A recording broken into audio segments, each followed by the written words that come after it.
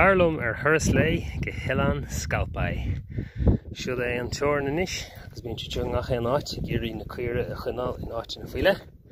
Siúd é an chomhartha thugann sa fáilte rolling isteach san hEilean. Malamh Turas a Scalpaigh. Sin é na harrog agus tá mé ar ghruithead an seo I gúlas Scalpaigh agus sin hEilean Scalpaigh sin. Agus tá lága bra. Seo bhí príomhhear na ratana Tony Baird seo. Is los sé dréide.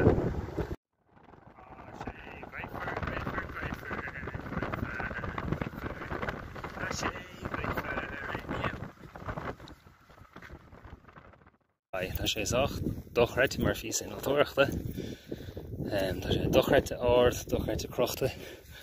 Agus go dtí déanamh san nóchtaí nédig nó go hocht is bád fear an tóireachta a thugach daoine isteach agus amach in hEilean. Ach inis tá an dread mór grí farsing úsal seo dá dúirt siar san iar. Tuaisceart na hAlbain gan na hEilean. Áit bhfuil Gaelic á leirt go fáil is go súil. Ach tá an seanna chreatlach báid seo an agus é an úsáid mar sais áit le stór síanamh na bhéigean. Sé soch scanril ach seo muid inis.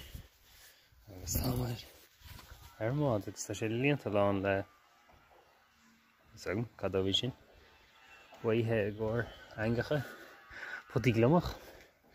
Nead a catá híos an taifeadadh. Tá sé sin soch preabach. Agus nead a catá tóirú híos an seo. Is an siad é mar átastóir álas osfuil. Agus is stíag an. Sí sin soch míomhar nachfuil. Is sé clúd a le slúgáin agus agus mar hagad sin in iardan seo. Stoirmach agus le head. Tá mín siad á maint beidir. Agus fearras íoscrochta nó ceapan ar dhéigint. Agus tá teag stúrthan seo. Is aonaí cúlúir a géadú ba. Tá is éic a chóras dá chuid féin hí sa stígann sin an a spéisiúil. Is gomad isteach sa teach stúr. Is teach stúrach beidir. An seo an éis. Níor bhla titim isteach hí san sin cuire is dócha. Áit méach an tuisce á héamh agus gála teachtach bhain an tinal beidir nó dhéint. Agus tuile buíthe nó rudí leis na hangacha a chuinál in iard ar snámh. Sin é an lung seo. Spéisiúil. Sin beag an iad an rairc ar hEilean Scalpaigh. Seo an seanna bhád, lung, agus an seanna dread aimimid tá tuite sa chéile agus an ceann nua atá soch preabach agus ganrúil. Spéisiúil sin inis. Agus seo cúl na linge agus bhí mé géiríonn amach. Cén caol an pompaí nó cadéal fosig feimú sa bhád ach ní hinne tá thorna nechar ach gúil an taide I mo. Tá gan haing an tíide isteach ar bell líonsis is an bád. Níos agus an tíide an mo. Tá an tuisce ag éalú an lom amach. Spéisiúil sin inis. Is feicin sibh an aman thaíos sin an trí goil is go an taide mo. Ní láras go mar néamh seo sin ar fáil go sin á lúgam. Níl is agam go baileach cad é seo. So is spás linge nó dhéigint. Sé spéisiúil brenn ar nachfuil. Tá ceann in na sóir chuir mhór an bhiotal sin heall feice go mar bell. Nead cad é bhí ann in echar. Neag meach an rud sin ar snámh. Tá annachcuid bóltaí éid. Idir gur cuire nó inolta chun anna cínt. Gur cuire na gás agus brú mór an beidir. Mar sin. Nadidir me. Agus seo an baile Scalpaigh. Agus tá sais íoscroch le bhaint na an seo. Is a cúpla luamh. Is cúpla bád. Má bhád seoil.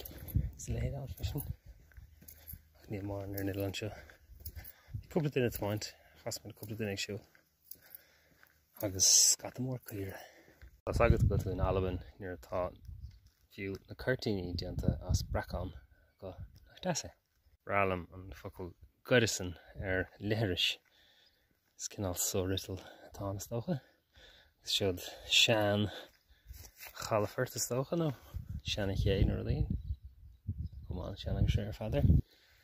Agus siúd é tí dótáin agus an piúngan. Agus gomad amach siúnis. Sean te mar hálín. Siúd lábhreatach. Muide níos mai sé. Gurisan agus frasaran sin garis agus frasíocht agus lehéad sin na focailtá uvalach an son. Seo an long úd an taifeadadh. Zúmáil isteach agus brennhar ach das. Fuelón I getal taifeadadh modana in Yahud. Fuelón I getal fud an tail. Fuelón I get dúdacíní. Sin is géir na dúdacíní se.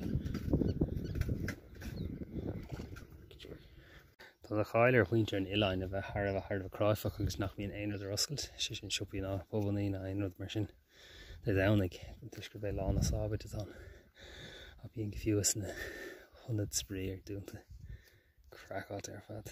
Daoine réile gúnta as am meabhar. Tá sé spéisiúil agus tuaisceart timpeall na hAlban nó taisteal timpeall na hAlban. Go bhfeiceann tú lán lu anam nacha atá díorchas ar na cíine éireann an tarbert. Cíte glór go láit den anam ceann céanna in éireann. Agus tá léirí ard mór agus uachtar ard agus go leor eile díorchain chéanna.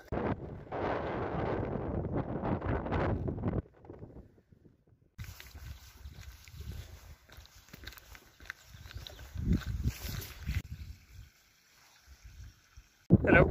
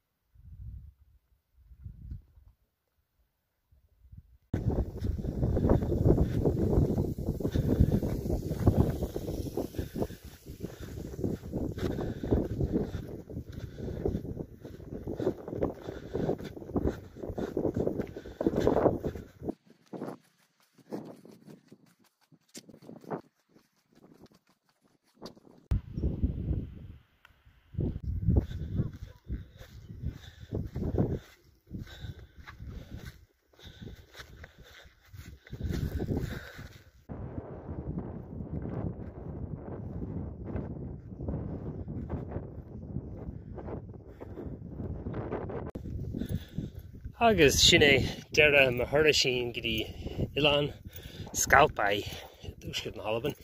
Agus an fógra seo fágad slán agam ná bíthe feadh chun tiileag ná bíí feadh gan feadh. Slán tá maní na chuirde.